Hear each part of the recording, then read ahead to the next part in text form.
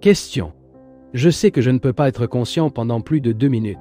Ensuite, la confusion commence. Réponse. Nous vérifierons que cette perception peut s'étendre ou si elle n'est possible que pendant une brève période. Mais avant cela, regardons ce que signifie être conscient.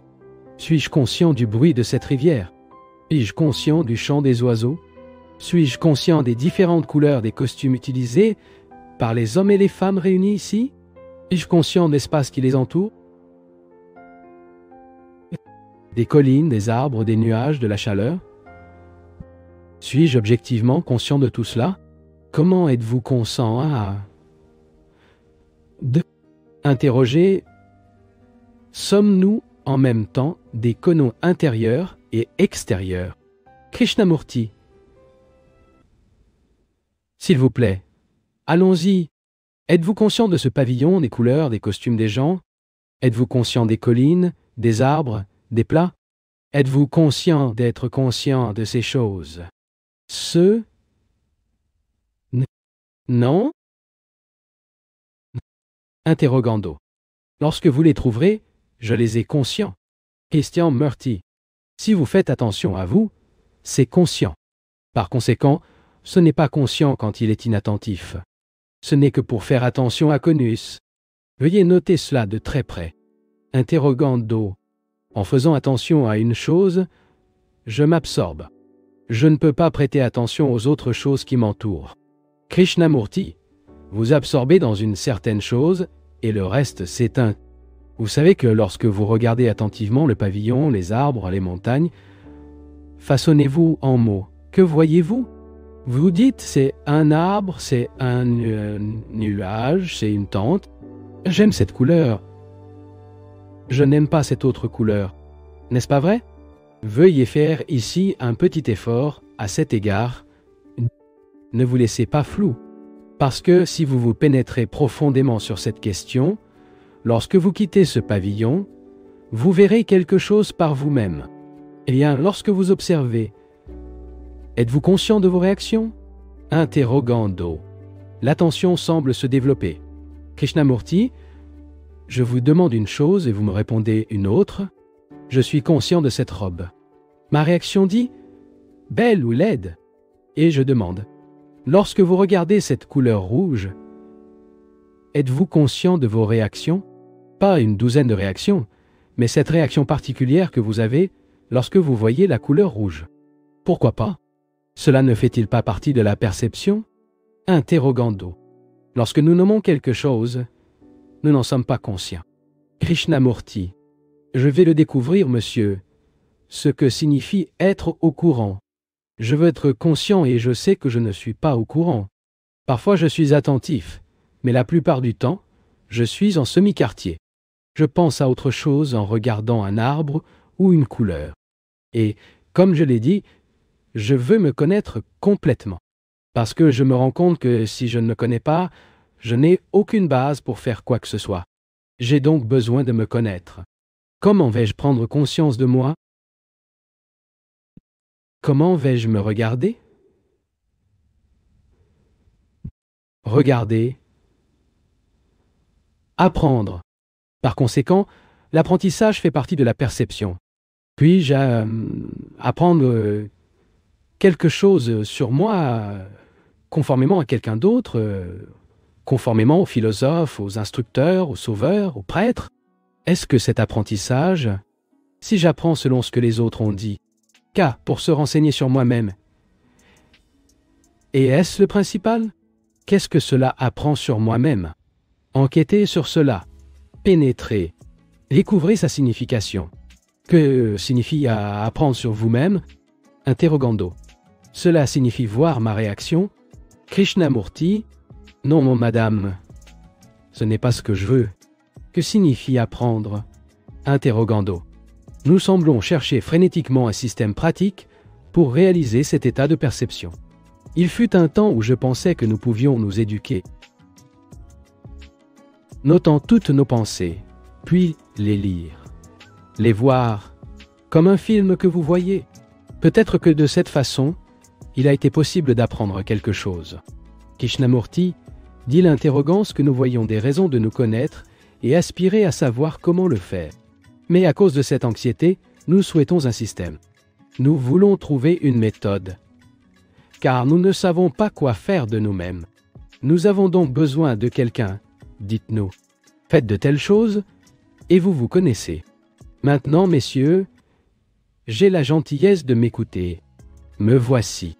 Je suis le résultat de la société, de la culture dans laquelle je vis, de la religion, du monde des affaires, du monde économique, du climat de la nourriture. Je suis le résultat de tout cela, du passé infini et du présent. Je veux me connaître. Autrement dit, je veux en savoir plus sur moi-même. Et qu'est-ce que le mot « apprend » ? Voir la difficulté qui y est contenue. Je ne connais pas l'allemand, et cela signifie que je dois apprendre le sens des mots, décorer les verbes et apprendre la synthèse de la langue. Autrement dit, je dois accumuler des connaissances des mots, et ainsi de suite. Alors peut-être que je peux parler allemand. Accumuler, verbalement ou toute autre manière, puis agir. Alors, l'apprentissage signifie l'accumulation. Maintenant, que se passe-t-il si je veux en savoir plus sur moi-même? Je vois quelque chose en moi et dis « J'ai appris une telle chose. J'ai vu que c'est ainsi. J'ai appris à ce sujet. » C'est donc un résidu de connaissance. Et avec cette connaissance, j'examine le prochain incident. Et par conséquent, l'accumulation augmente. Donc plus j'observe et j'apprends sur moi. Plus il y a de connaissances sur moi-même. N'est-ce pas exactement? Interrogando. Je change. Krishnamurti. J'accumule des connaissances et je change en même temps. Grâce à l'observation, j'accumule des connaissances et de l'expérience. Alors, que se passe-t-il? Avec cette connaissance, je me regarde. Par conséquent, les connaissances m'empêchent de nouvelles observations. Vous en rendez-vous compte? Par exemple, vous avez dit quelque chose qui m'a offensé. Ceci est ma connaissance. Et la prochaine fois que je vous verrai, c'est cette connaissance d'être offensé qui va nous rencontrer. Le passé rencontre le présent. La connaissance est donc le passé, et avec les yeux du passé, je regarde le présent. Comprendre? Maintenant, pour en savoir plus sur moi-même, pour me regarder, je dois être libre des connaissances apportées du passé. C'est-à-dire que l'apprentissage de moi doit être toujours nouveau. Remarquez-vous la difficulté? Interrogando. Je dirais qu'il y a une vie constante qui n'alterne jamais. Krishnamurti. Nous considérerons le problème du changement plus tard. Je suis vigilant et je veux en savoir plus sur moi-même. Ce que je suis, c'est le mouvement, pas statique. Il est vivant, actif, prend toujours des directions différentes. Ainsi, si j'apprends de l'esprit et du cerveau du passé, ils m'empêcheront d'auto-apprentissage. Réalisez cela à leur demande. Comment une personne peut-elle se libérer du passé afin qu'il puisse en savoir plus sur lui-même, une chose constamment nouvelle? Voyez-vous à quel point c'est beau et passionné. Je veux en savoir plus sur moi-même et ce que je suis. C'est une chose vivante, ce n'est pas une chose morte. Aujourd'hui, je pense d'une manière et demain, je pense différemment. C'est un mouvement constant et vivant. Et pour l'observer et pour vous apprendre, l'esprit doit être libre. Par conséquent, s'il transporte la charge du passé, il ne peut pas observer.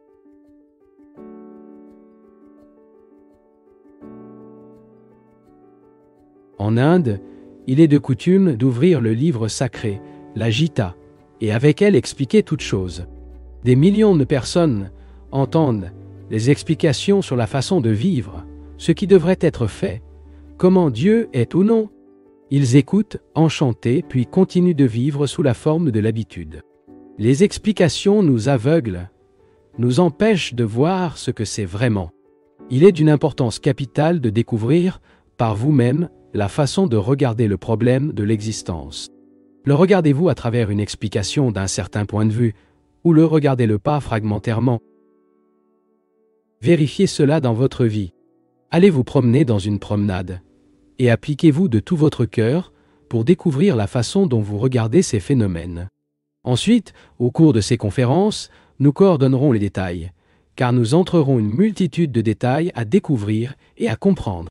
Mais avant cela, vous devez avoir raison que vous soyez libre de toute fragmentation, que vous n'êtes pas anglais, américain, juif. Pouvez-vous comprendre qu'il est exempt du conditionnement d'un étant donné la religion ou la culture. Le conditionnement qui vous tient cultivé et selon lequel vous avez vos expériences, ce qui ne conduit à plus de conditionnement. Voir le mouvement de la vie comme un seul mouvement. Il y a une grande beauté et d'immenses possibilités.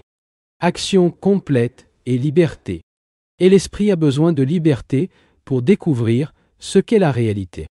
Pas une réalité inventée ou imaginaire.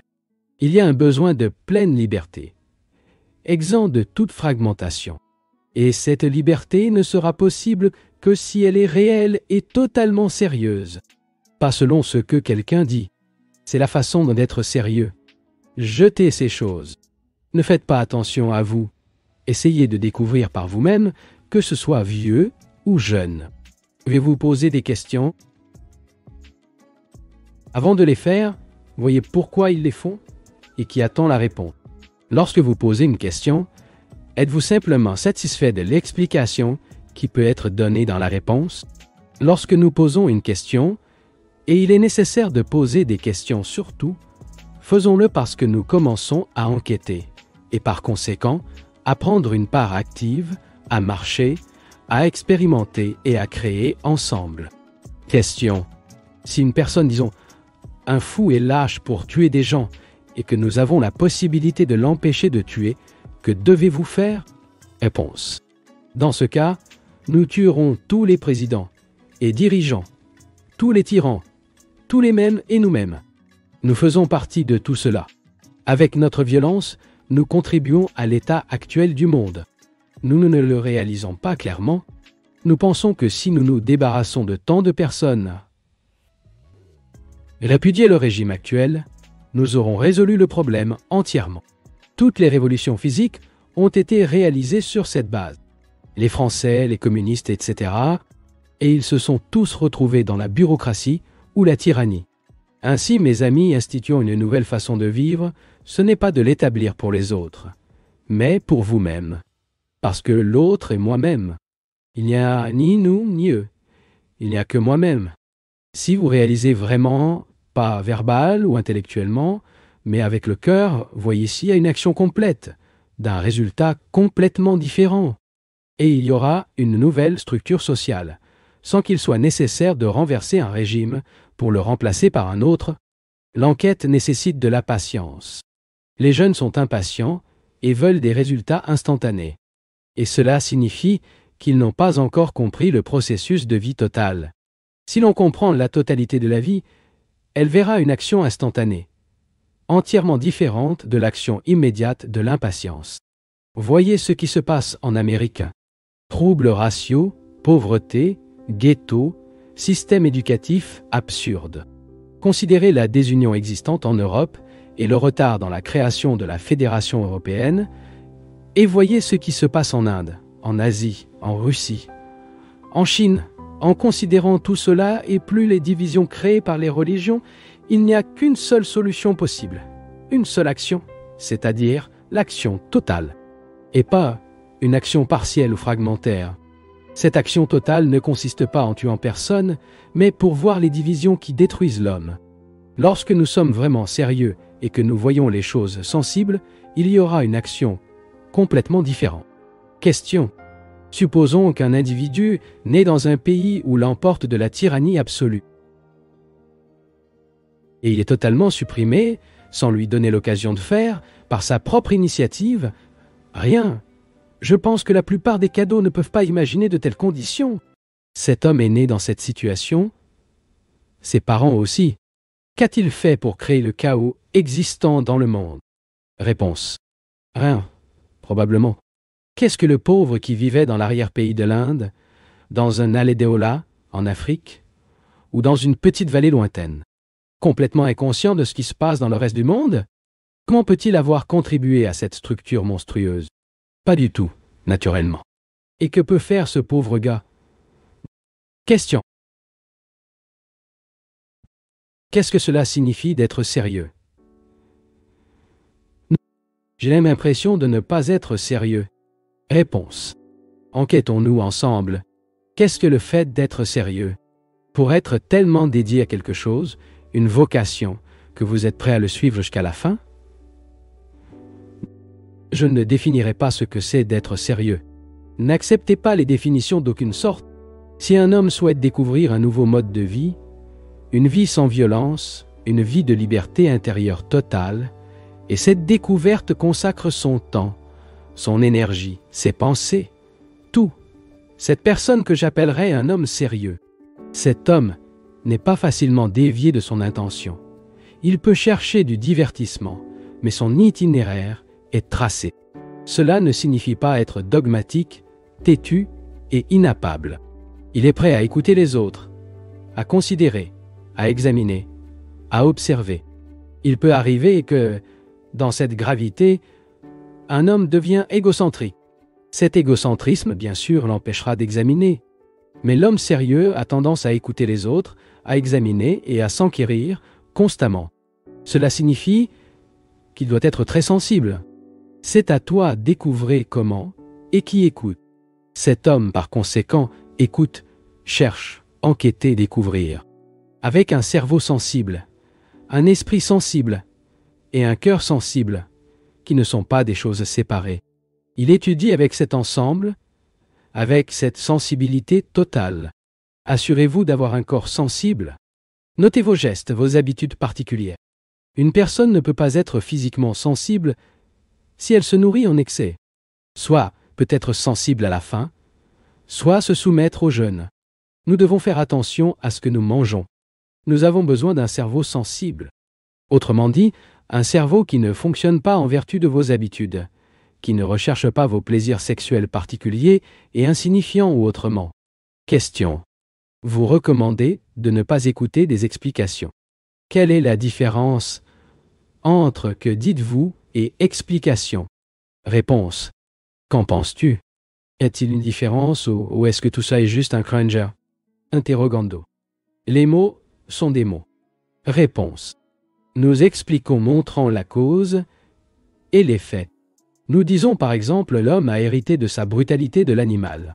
Si je souligne ce fait et dans le même acte de le souligner, j'agis, j'arrête d'être violent. Il n'y a pas de différence. Ce qui est nécessaire, c'est l'action.